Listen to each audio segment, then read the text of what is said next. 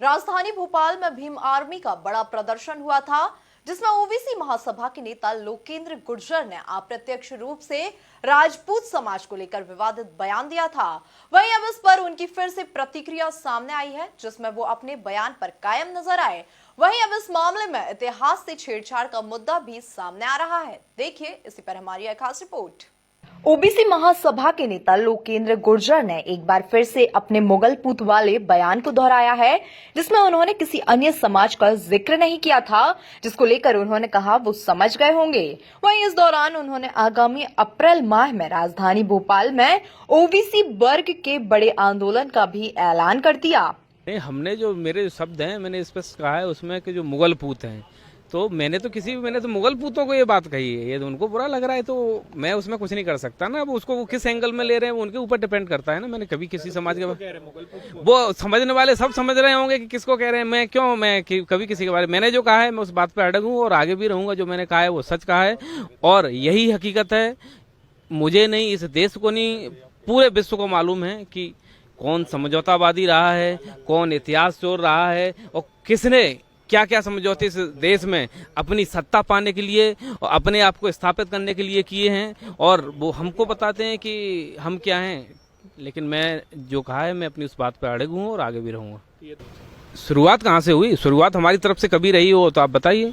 लेकिन फिर भी कह रहा हूँ वो अपने आप को मानते तो मैंने तो नहीं कहा था। वो बहुत सारे उन्होंने तो शुरुआत से लेकर आज तक विवादित बांध दिए। उन्होंने गुर्जरों को चोर कहा, इतिहास चोर कहा, क्या क्या नहीं कहा। आप देखिए ना, इस प्रदेश के मुखिया को गाली दे रहे हो आप, इस देश के संविधान को गाली दे रहे हो, इस देश के ओबीसी एसटी के लोगों को नहीं। वो तो उन्होंने सबके बारे में कहा था, लेकिन मैंने किसी समाज के बारे में नहीं कहा है। मैंने जो कहा है मैंने मुगल पूतों के बारे में कहा है और मैं उस अपने बात पर कायम हूँ।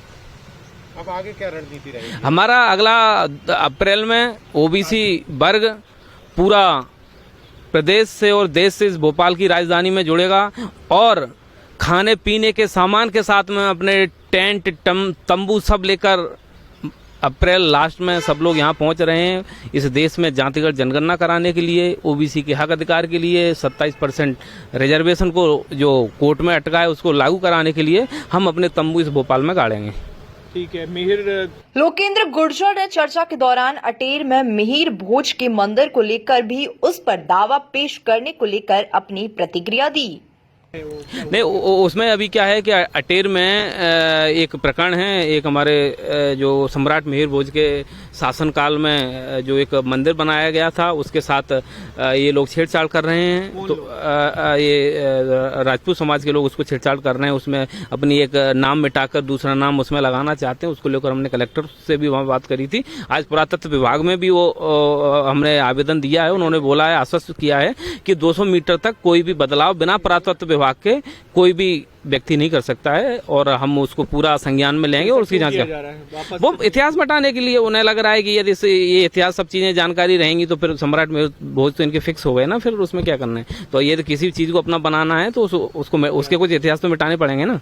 तो इस तरह से एमपी की सियासत में अब जातिवादी राजनीति का बोलबाला दिखाई देने की पूरी संभावना है, क्योंकि जिस तरह से रविवार को ओबीसी, एससी और एसटी वर्ग ने शक्ति प्रदर्शन किया वो सियासी गलियारों में काफी मायने रखता है।